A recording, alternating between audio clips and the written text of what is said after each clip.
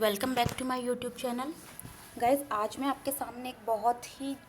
Current issue लेकर आई हूँ जो कि है रिलेटेड टू एसएससी एग्जामिनेशंस के अंदर जो एक एसएससी का प्रोसीजर है for judging the copies of descriptive examinations, जिसे हम कहते हैं अनफेयर मीन्स, जो एसएससी अप्लाई करती है जब भी उन कॉपीज़ में से कुछ भी मैलिशियस कंटेंट को सेपरेट करना होता है। तो आज हम उसी मुद्दे पर चर्चा करेंगे। तो गाइस, सबसे पहले तो आखिर ये जो इतना ट्रेंडिंग चल रहा है ट्विटर पे, सब जगह काफ़ी न्यूज़ चैनल्स भी इस पर बात करें, आखिर वो है क्या, हम ये जान लेते हैं। तो गाइस, एसएससी यूएफएम, जैसे कि मैंने बताया, ये है अनफेयर मीन्स। तो ये एक्चुअली, जैसे मैं बता भी चुकी हूँ कि डिस्क्रिप्टिव कॉपीज़ जो चेक होने के लिए जाती है, तो इसके अंदर जैसे किसी ने भी कोई ट्राई किया कि उसने अपनी इन्फॉर्मेशन देने की ट्राई की और उस तरीके से कि एग्जामिनेशन को पता चल सके कि हाँ ये कॉपी किसकी है, जनरली ये एग्जामिनेशन को पता नहीं होता है। तो उन को अवॉइड करने के लिए, अगर जैसे एसएससी को कहीं पर भी कुछ लगे कि हाँ ये जो कंटेंट है, इस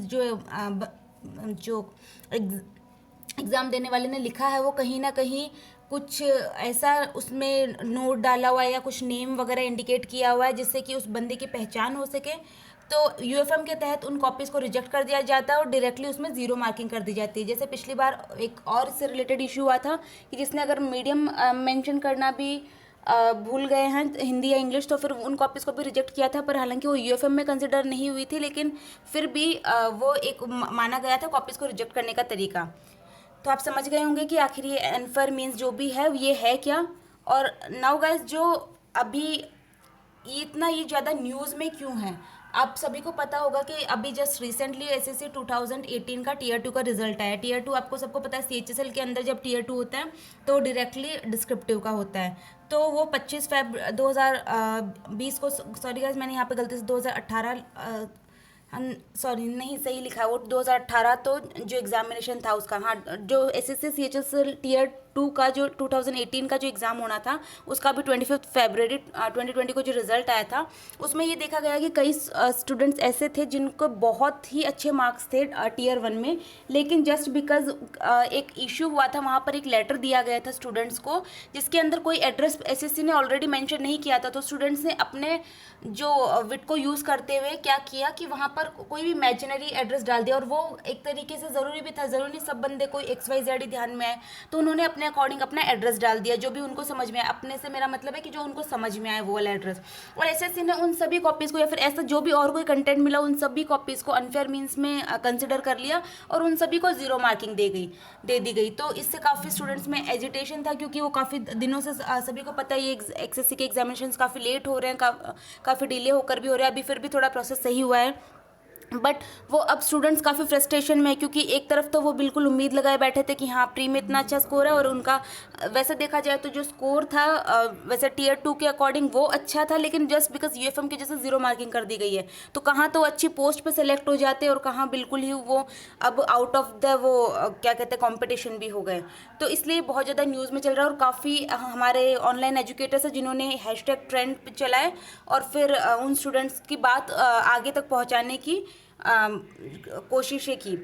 अब गाइज़, हम देखते हैं कि आखिर इतना सब करने के बाद में हुआ क्या, आखिर किस किस ने रिस्पॉन्स किया। तो गाइज़, वैसे काफ़ी जैसे आजकल का डिजिटल एरा है तो काफ़ी इसका फ़ायदा मिला है। जैसे नवभारत टाइम्स में 2-3 बार इस इशू को उठाया है, एनडीटीवी चैनल ने भी काफ़ी बार उठाया, एसएससी के चेयरमैन ने खुद रिस्पॉन्स किया कि हाँ हम इस इशू में देखेंगे, बट देखने से काम नहीं चलेगा, इसको कंसिडर करने से ही आई सपोज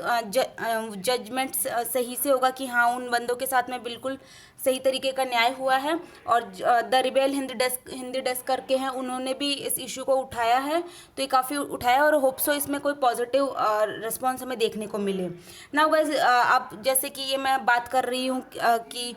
ये डिजिटल एरा के अंदर, तो अभी फ़िलहाल अगर आप लोगों में से किसी को नहीं पता है कि काफ़ी पॉपुलर हैशटैग से ये बार बार में ट्राई की जा रही कैंपेन चलाकर ट्विटर के ऊपर, ट्विटर आपको पता ही है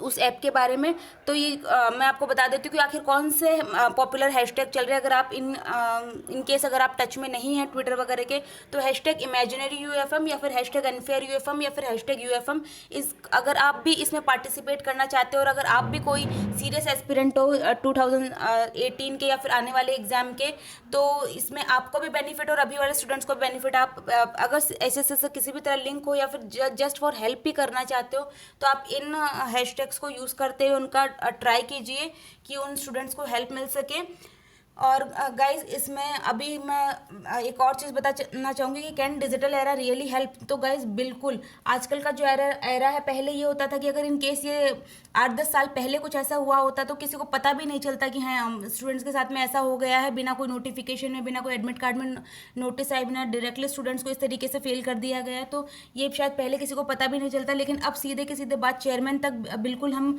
विद इन मिनट्स अगर हैशटैग ट्रेंडिंग करवा दे या कुछ और भी सोशल मीडिया पे वायरल पोस्ट कर दें तो सीधी बात पहुंचाई जा सकती है। तो हाँ, हम बहुत ही ज़्यादा इसका जैसे नेगेटिव यूज़ भी होता है वैसे सोशल मीडिया का, लेकिन हम बहुत ही पॉजिटिव यूज़ करके बहुत ही ज़्यादा इसमें एफिशिएंट एक पॉजिटिव रिजल्ट भी ला सकते हैं। तो या इट कैन रियली वर्क। और गाइज इसमें अब मैं आपको बताना चाहूँगी कि आखिर इसमें सबसे ज़्यादा लॉस में और सबसे ज़्यादा बेनिफिट में कौन लोग हैं। लॉस में तो ऑब्वियसली वो लोग हैं जो अगर गलती से भी इसका पॉजिटिव रिस्पॉन्स नहीं आया तो जिनके बहुत ही अच्छे मार्क्स थे और जो बहुत ही श्योर थे कि हाँ हम इस बार तो पक्का सिलेक्शन ले ही लेंगे। और गाइज आजकल के इस बिल्कुल अनएम्प्लॉयमेंट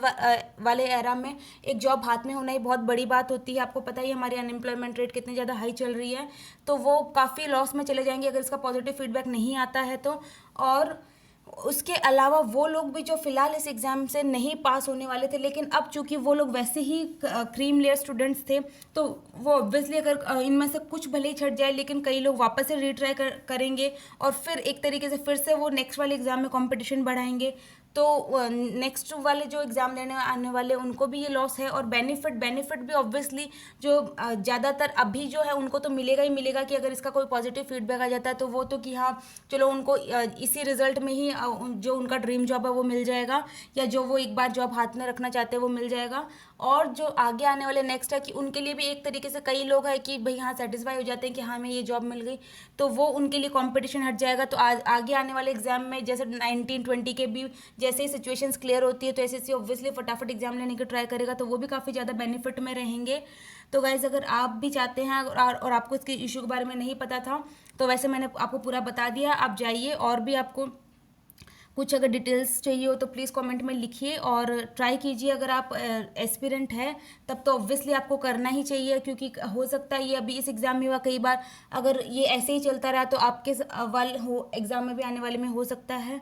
तो ट्राई कीजिए आप भी उनको सपोर्ट करने के लिए। और अगर इससे रिलेटेड आपको कोई भी क्वेरीज हो तो आप कमेंट सेक्शन में लिखिए, I will surely reply to that. और thank you so much guys for watching, have a nice day.